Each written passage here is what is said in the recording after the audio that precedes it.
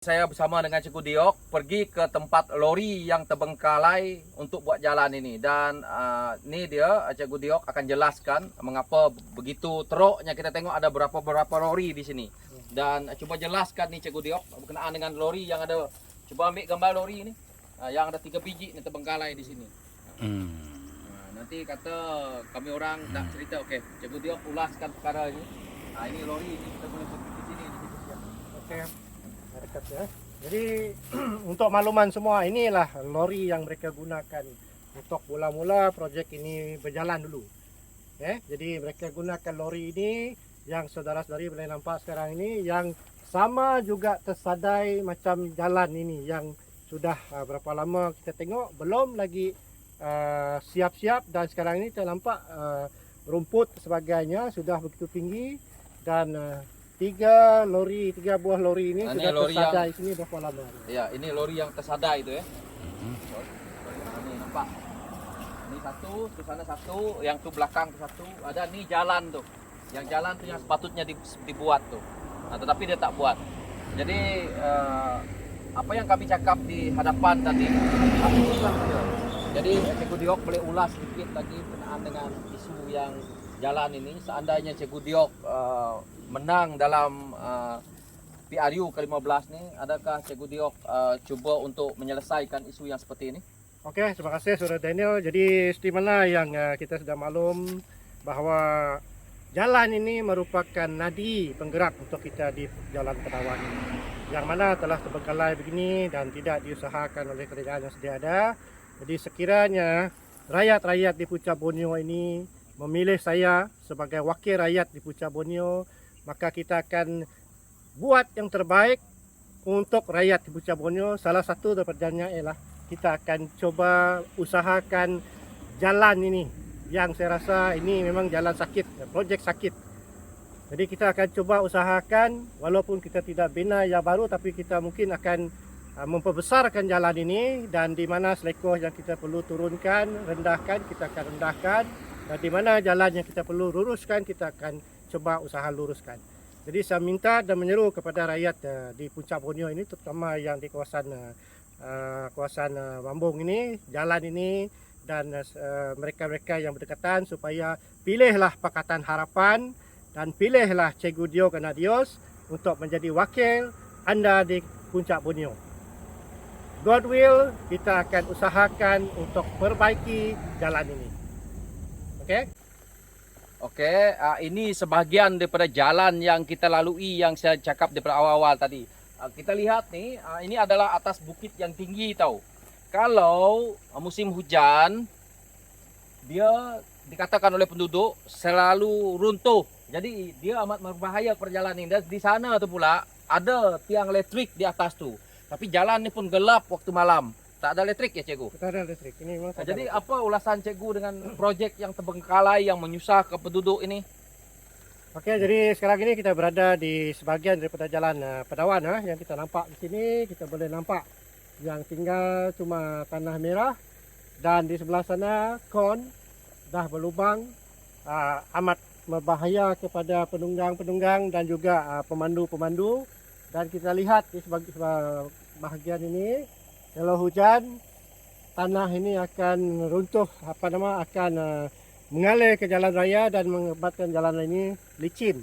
Dan ini amat berbahaya kepada pengguna-pengguna di sekitar kawasan Jalan Pedawan ini. Jadi apakah yang seharusnya dilakukan oleh kerajaan yang ada sekarang ini terhadap jalan ini? Kalau kita lihat sekarang ini, memang ini bukan satu yang kita inginkan sebenarnya. Ini merupakan satu masalah kepada kita di Puncak Borneo ini, terutama yang pengguna-pengguna jalan di Jalan Pedawan ini.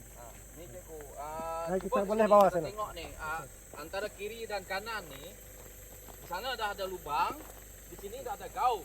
Jadi memanglah tanah bukit tinggi itu, orang pergi sodok macam ni, letak macam ni, akhirnya berlubang dekat bawah tu. Cuba kita lihat tu, yang di bawah sana tu lubang, itu jalan tak lama lagi runtuh. Tapi dibiarkan begitu, diletakkan kun kiri dan kanan, padahal yang kiri dan sana tu dah runtuh. Yang sebelah sini pun dah runtuh. Tak lama lagi pun runtuhlah jalan ni. Betul. Jadi kita tengok yang ini. Yang ini. Di sini pun nampak. Ini pun curam. Nah, jadi saya harap apa yang kita lihat di sini inilah janji-janji kerajaan. Jadi kenapa kita perlu tukar dengan Cikgu Diok yang ada hari ini? Karena kita tahu di sini juga asalnya tempat katak melompat. Jadi saya harap Cikgu Diok tak melompat lah lepas ni. Sebab kita pun dah ada RUU anti lompat parti dan saya lihat komitmen Cikgu Diok untuk membantu penduduk terutamanya dengan masalah ini. Dan saya harap Cikgu Diok memberi janji kepada rakyat di sini bahawa jika Cikgu Diok menang, apa yang Cikgu Diok perlu segerakan adalah perkara ini. Dan saya harap Cikgu Diok memberi sedikit penjelasan berkenaan dengan isu ini lagi supaya penduduk di sini boleh merasa selesa dengan pandangan Cikgu Diok. Okey, jadi seperti mana yang saya ulas di awal tadi, sekiranya rakyat di Puncak Borneo ini memilih saya untuk menjadi wakil kita di parlimen nanti, bukan janji saya tapi ini komitmen saya akan cuba sedaya payah untuk memulihkan semula jalan Padawan ini, sebab ini merupakan satu jalan yang menjadi keutamaan kepada penduduk-penduduk di sekitar jalan Padawan ini, terutama kampung-kampung yang berdekatan. Dan komitmen kita akan memperbaiki di mana yang perlu. Sebab sekarang ini kita lihat ada bahagian yang sudah runtuh, ada yang bahagian yang hampir-hampir mau runtuh, dan inilah akibatnya. Bila satu-satu projek itu tidak dilihat secara lebih jelas oleh pemimpin-pemimpin kita. Jadi kita dalam Pakatan Harapan ini seperti mana dalam manifesto kita juga, keadilan untuk rakyat kita utamakan, dan apa yang perlu duit rakyat kita kembalikan kepada rakyat untuk membantu rakyat, bukan untuk kesenangan diri kita sendiri. Jadi itu harapan saya minta supaya pengundi-pengundi di Puncak Borneo supaya terus menyokong Pakatan Harapan, dan kita mahu Pakatan Harapan membentuk kerajaan di peringkat pusat.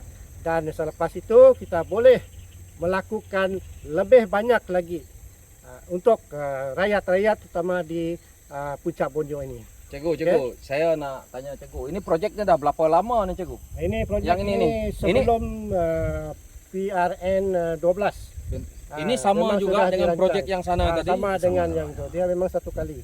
Wah, dia jadi, sampai ke Bekap. Jadi daripada tempat tadi sehingga ke sini ini berapa kilometer dah Cikgu? Saya rasa ini lebih kurang dalam dalam 14 kilometer lah. Dan anggaran projek dulu daripada Mundai sampai ke Bekap ini dalam anggaran dalam 70 juta. Jadi kita tidak tahu ke mana bajet itu pergi. 70 juta Cikgu? Yes. Jadi ke mana bajet itu pergi kita tidak tahu. Jadi sekarang ini kita lihat jalan ini sudah menjadi projek sakit lah. Okey Cikgu. Jadi inilah harapan saya kepada rakyat Sarawak, terutamanya Puncak Borneo.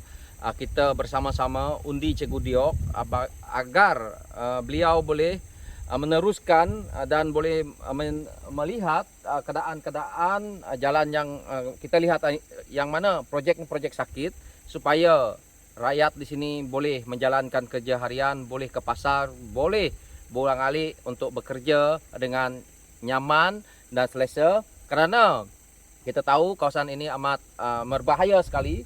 Jika mereka lalu dengan kenderaan tiba-tiba runtuh, memang itu satu yang akan membuatkan kerisauan semua orang lah. So itu saja, dan kami akan pergi lagi melihat ke arah yang mana projek yang lain. So sekian, terima kasih.